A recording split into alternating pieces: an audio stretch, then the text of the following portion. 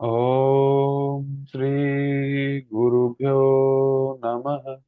ओम शांति शांति शांति। ओम। तो आज हम पढ़ेंगे संख्या प्रणाली के बारे में, नंबर्स के बारे में। तो नंबर्स हैं क्या? संख्याएं कौन सी हैं जो जीरो से हमें एक तक पता है, उनको क्या बोलते हैं?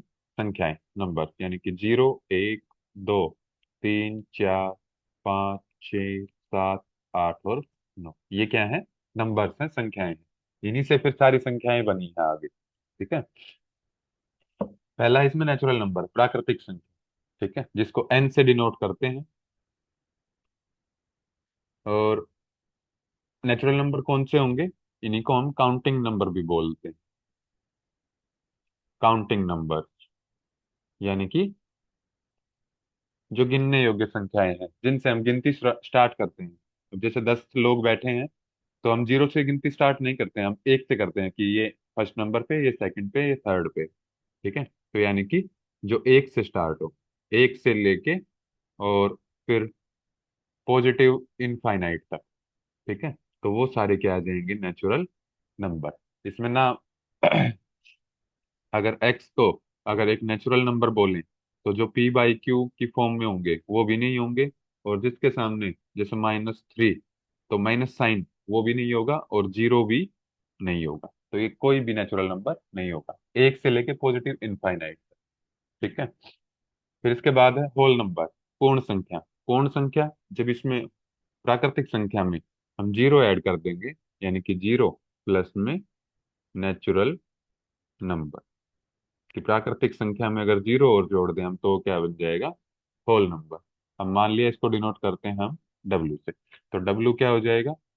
Zero, one, two, three, four और पॉजिटिव इनफाइनाइट। ठीक है। तो ये आ जाएंगे आपके होल नंबर, पूर्ण संख्या। इंटीजर, पूर्णांक, इसको डिनोट करते हैं हम आई से। इंटीजर का क्या मतलब है? कि जो माइनस इनफाइनाइट से लेके और प्लस इनफाइनाइट तक हो।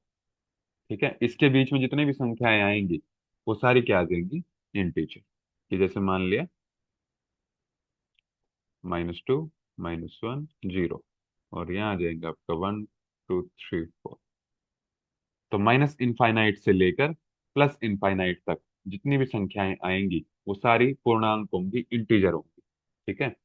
लेकिन अगर x को मैं बोलूं कि ये एक इंटीजर है, तो इसमें जो p बाई क्यू की फॉर्म में होंगे वो इंटीजर नहीं होंगे, यानी कि जो डिनोमिनेटर और न्यूमरेटर में लिखे होंगे। ठीक है। और डेसिमल वाले भी नहीं होंगे, कि जैसे मान लिया 0.2 लिखा हुआ, तो ये नहीं होगा। लेकिन अगर 2.0 लिखा हुआ है, तो ये एक इंटीजर है। लेकिन 0.2 एक इंटीजर नहीं है। ठीक है। अब यहाँ एक लाइन भी देख सकते हो आप, कि यहाँ से स्टार्ट होते हैं आपके होल नंबर, कि जीरो से लेके प्लस इनफाइनाइट तक। और ये होता है आपका नेचुरल नंबर। ठीक है। तो एक से लेके और प्लस इनफाइनाइट तक ये था आपका नेचुरल नंबर। और जीरो से लेके प्लस इनफाइनाइट तक ये था आपका होल नंबर। तो यहाँ से देखते हैं आप, दो लाइनें लिख सकते हैं कि all natural numbers are integers. और दूसरा हो जाएगा इसमें all whole numbers are integers. ठीक है। तो सभी इसमें आ जाएंगे। इसमें अगला है सम और विषम संख्या, इवन एंड ओड नंबर। तो सम का आपको पता है कि जो दो से डिवाइड हो जाए, तो इवन क्या हो जाएंगे? 2, 4, 6, 8, और कहाँ तक जाएंगे ये? इनफाइनाइट तक। ठीक है। और ओड का भी आपको पता है कि ये स्टार्ट होते हैं आपके एक से, 1, 3, 5, 7, और जाते कहाँ तक आएंगे? इनफाइनाइट तक। अब इसमें एक चीज देख रहे होंगे कि जो मान लिया फर्स्ट ओड नंबर है आपका, पहली सम संख्या है 2, दूसरी सम संख्या है 4, तीसरी सम संख्या है 6। ठीक है। अब मान लिया एक बीच की संख्या ले लो, ये पता है आपको, और पहले इससे पहले वाली संख्या ज्ञात करनी है। ठीक है। तो क्या, कि इसमें से अगर दो घटा देंगे तो क्या आ जाएगी, पहले वाली सम संख्या। और अगर इसमें दो जोड़ देंगे, दो ऐड कर देंगे, तो क्या आ जाएगी, इससे अगली सम संख्या। ठीक है। अगर इसको हम x मान लेते हैं तो, ठीक है। तो यानी कि जो सीक्वेंस बनेगी इसकी, क्या बनेगी, कि x, और इससे नेक्स्ट अगर लिखूंगा मैं तो x+2, और उससे भी नेक्स्ट लिखूंगा तो x+4, और उससे नेक्स्ट लिखूंगा तो x+6, और ऐसे ही माइनस में चलेंगे ये, कि इससे पहले वाला लिखना है तो x-2, ठीक है, और इससे पहले वाला x-4, फिर उससे पहले वाला x-6। तो ये हो जाएगी इसकी सीक्वेंस। ठीक है। अब ऐसे ही जो विषम संख्याएं हैं, ओड नंबर हैं, उनमें भी देख लो। मान लिया सेकंड नंबर आपने मान लिया एक्स, किसी को भी मान सकते हैं इसमें। ठीक है। अगर पहले वाला निकालना है तो क्या करना पड़ेगा, x-2, और नेक्स्ट करना पड़ेगा तो x+2। तो सेम है जैसे सम संख्या का है रूल। ठीक है। तो x+2, x+4, और x+6, ये सीक्वेंस सेम जैसे सम संख्या की चलेगी, ऐसे ही विषम संख्या की सीक्वेंस भी चलती है। ठीक है। फिर इसके बाद है आपका प्राइम नंबर, अभाज्य संख्या। अभाज्य संख्या का क्या मतलब है, इसमें दो चीज, कि जिसमें दो गुणनखंड हो, कि जिसके दो फैक्टर्स। ठीक है। टू फैक्टर्स, या फिर हिंदी में बोलें तो दो गुणनखंड जिसके होते हैं, वो होती है प्राइम नंबर, अभाज्य संख्या है। अब वो दो फैक्टर कौन से हैं, पहला फैक्टर है इसमें कि एक से डिवाइड हो जाए, डिविजिबल बाय 1। ठीक है। ये है इसका पहला फैक्टर। दूसरा फैक्टर क्या है, स्वयं से विभाजित हो जाए,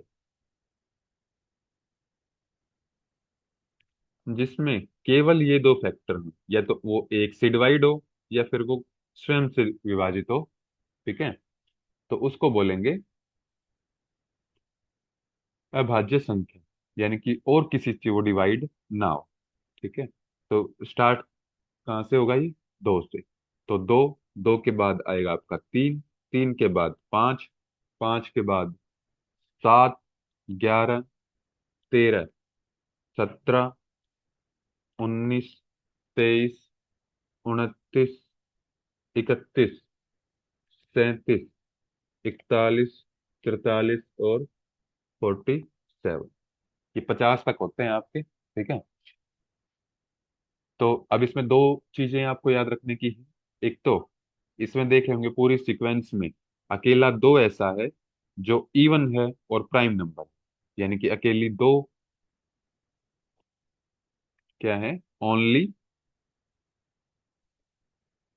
इवन प्राइम नंबर। ठीक है। और अकेला दो ही ऐसा है कि जो सबसे छोटा है। अकेला सम संख्या भी ऐसी है, और स्मॉलेस्ट प्राइम नंबर भी। ठीक है। अब इसमें एक चीज और याद रखने की, कि 1 से 15 के बीच में कितने प्राइम नंबर आएंगे, तो ये काउंट कर लो। ठीक है। कितने हो जाएंगे, तीन, तीन 6, तीन 9, और तीन 12, और तीन 15।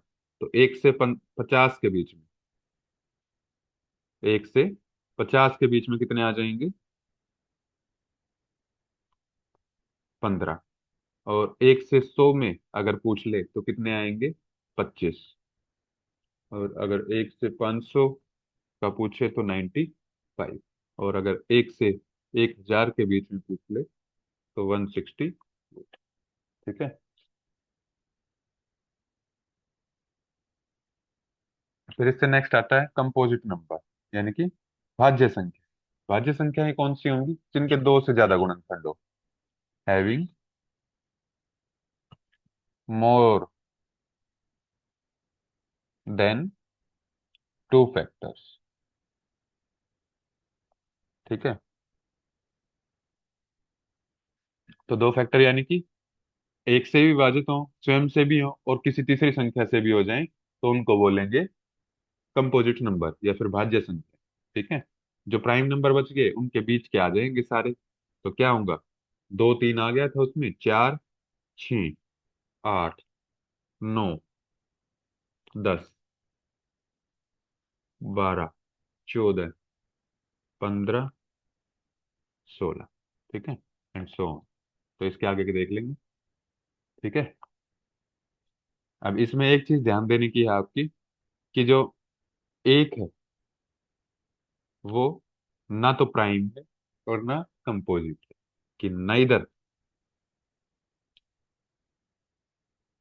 प्राइम और नॉर कंपोजिट नंबर। ठीक है। एक ना तो भाज्य है और ना अभाज्य है। ठीक है। अब मैं अगर आपसे पूछूं तो 1 से 50 के बीच में कितने कंपोजिट नंबर आएंगे? तो प्राइम नंबर थे आपके 15, और एक आपने एक्सक्लूड कर दिया तो 16 हो गई, तो बचे हुए कितने आ गए? 34। तो 34 क्या हो जाएंगे 1 से 50 के बीच में कंपोजिट नंबर्स। तो इसके बाद है को प्राइम नंबर। को प्राइम यानी कि सह अभाज्य संख्या, कि जो एक साथ में लिखे जाएं, कि जैसे मान लिया वो लिखे हैं A, B की फॉर्म। ठीक है। ये दो साथ में लिखे हैं। अब ये को प्राइम नंबर्स कब होंगे? जब दो कंडीशन हो इसमें। ठीक है। इनका जो HCF होता है, हाईएस्ट कॉमन फैक्टर, वो 1 आए, और जो LCM होता है वो इनका मल्टीपल। ठीक है। और कंडीशन क्या है इसमें? कंडीशन है या तो दोनों किसी एक से कटे। क्या होगी इसमें कंडीशन? कि जो दोनों किसी एक संख्या से न कटे।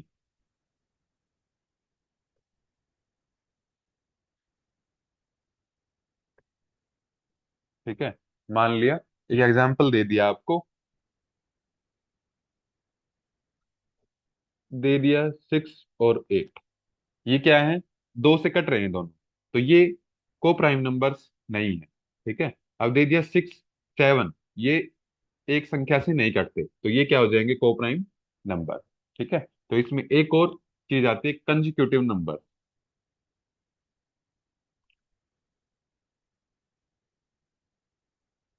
कंजिक्यूटिव नंबर, कि जो क्रमागत संख्याओं के जोड़े हैं, पेयर्स है, वो क्या होते हैं? को प्राइम नंबर्स। कि जैसे कुछ भी लिख लो, या लिख दो 13, 14, तो नहीं कटेंगे दूसरे से। 81, 82 नहीं कटेंगे। ठीक है। तो ये सारे क्या आ जाएंगे? को प्राइम नंबर्स। और एक इसमें ये भी होता है कि आपस में भी नहीं कटने चाहिए, आपस में भी न कटे। ठीक है। तो वो क्या आ जाएंगे? को प्राइम नंबर्स। फिर इसके बाद रेशनल नंबर, प्रीमेय संख्या। रेशनल नंबर कौन से होंगे? कि जिनको हम P/Q की फॉर्म में लिख सकते हैं, और जिसमें जो Q होगा वो 0 के इक्वल नहीं होगा। ठीक है। तो वो सारे क्या आ जाएंगे? Rational number. ठीक है। कि जैसे मान लिया लिख दो 1/2, 2/5, 5/7, तो ये सारे क्या आ जाएंगे? Rational number. अब Q is equal not equal to 0, तो P यानी कि 0 हो सकता है, कि 0/7 एक प्राइम नंबर नहीं, रेशनल नंबर है, लेकिन 7/0 एक रेशनल नंबर नहीं है। ठीक है। फिर इसमें और क्या आ जाएगा? कि जो recurring decimal number,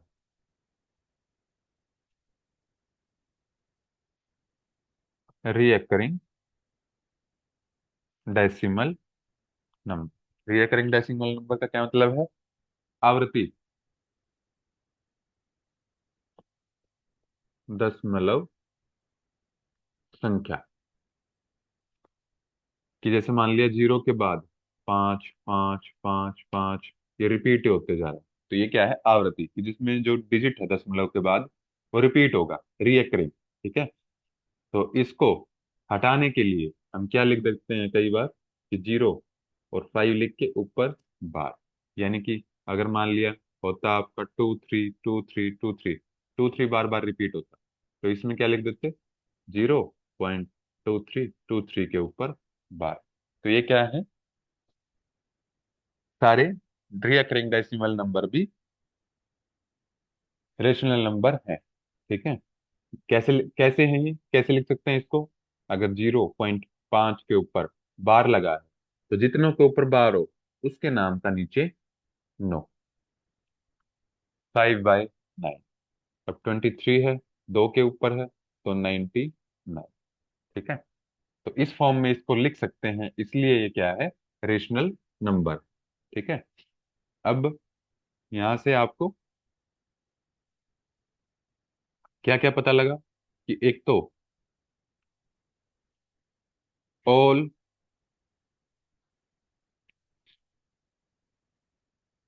whole numbers are integer.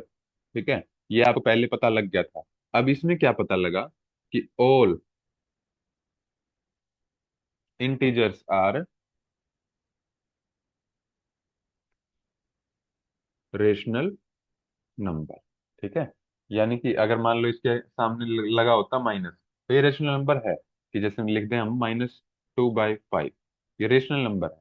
ठीक है। तो जितने भी इंटीजर्स हैं वो सारे क्या है, रेशनल नंबर। क्योंकि जैसे मान लिया -2 आपने इंटीजर लिखा है, तो इसके नीचे डिनोमिनेटर में एक मान सकते हैं। तो ये सारे क्या है, रेशनल नंबर है। ठीक है। फिर दूसरी हमने पढ़ लिया, कि ऑल रीअकरिंग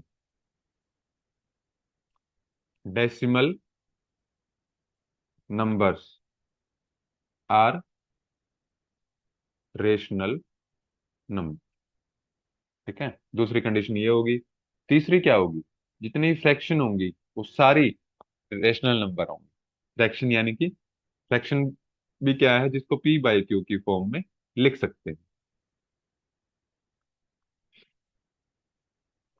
ठीक है, लेकिन सेम में कंडीशन कि q is not equal to zero. लेकिन जो रेशनल नंबर और फ्रैक्शन है, इसमें डिफरेंस क्या है, कि जो रेशनल नंबर है इसमें जो ये p और q है, ये क्या होंगे, इंटीजर्स हो सकते हैं। ठीक है, पूर्णांक हो सकते हैं, यानी कि पॉजिटिव भी और नेगेटिव। लेकिन जो भिन्न होगी, फ्रैक्शन होगी, ठीक है, इसमें क्या होगा, कि जो p और q है ये होल नंबर होंगे, पूर्ण संख्याएं होंगी। ठीक है, यानी कि माइनस वाले फ्रैक्शन नहीं होंगे। ठीक है। लेकिन all fractions are rational number, in all rational number are not fraction. तो यानी कि all fractions are rational number. ठीक है। और ऑल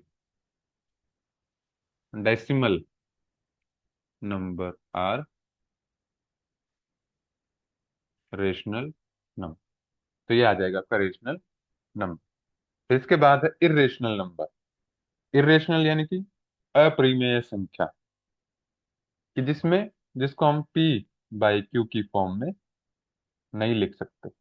ठीक है, कि जिसको p/q की फॉर्म में हम नहीं लिख सकते, वो क्या आ जाएंगे, इरेशनल नंबर। कि जैसे मान लिया पॉइंट के बाद 3 4 3 5 3 8 9, कुछ भी सेम नहीं है, कि जिसके हम ऊपर बार लगा सके और बाद में उसको 9 में कन्वर्ट कर सके। ठीक है, या तो इस तरह लिखा हो कि कुछ भी रिपीट ना हो। ठीक है, और या फिर एक पाई का मान, पाई का मान अगर आप लेते हो एग्जैक्ट, जो पाई का मान, ठीक है, एग्जैक्ट पाई का मान क्या है, 3.14159265358974। तो ये अगर पूरा कंप्लीट लिखते हो तो ये एक इरेशनल नंबर। ठीक है, लेकिन अगर मानते हो आप पाई का मान 22/7 या फिर 3.14, इतना ही मानते हो, तब इसको रेशनल नंबर बोल सकते हो, ठीक है। लेकिन अगर कंप्लीट लेते हैं तो कंप्लीट ये इरेशनल नंबर, ठीक है। अगर कोई चीज अंडर द रूट में लिखी है, मान लिया under the root 2, under the root 3, ठीक है, और इसके अलावा, ठीक है, तो ये सारे क्या हैं, इरेशनल नंबर, कि जो मतलब अनंत तक जाते हैं, जिनका कोई भी एक फिक्स उत्तर नहीं निकलता, अनंत तक नेचुरल नंबर, काउंटिंग नंबर आए थे सबसे पहले हमारे, ठीक है। फिर ऑल नेचुरल नंबर आर, वो किसके अंडर आए थे, होल नंबर, यानी कि all natural number are whole number, ठीक है। अब whole, all whole numbers are integers, तो ये भी आपने पढ़ लिया था कि सभी जो पूर्ण संख्याएं हैं वो क्या है, पूर्णांक है। ये हो गया।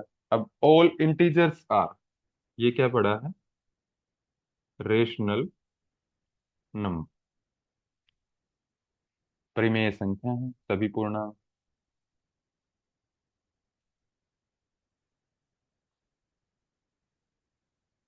ये भी पढ़ लिया,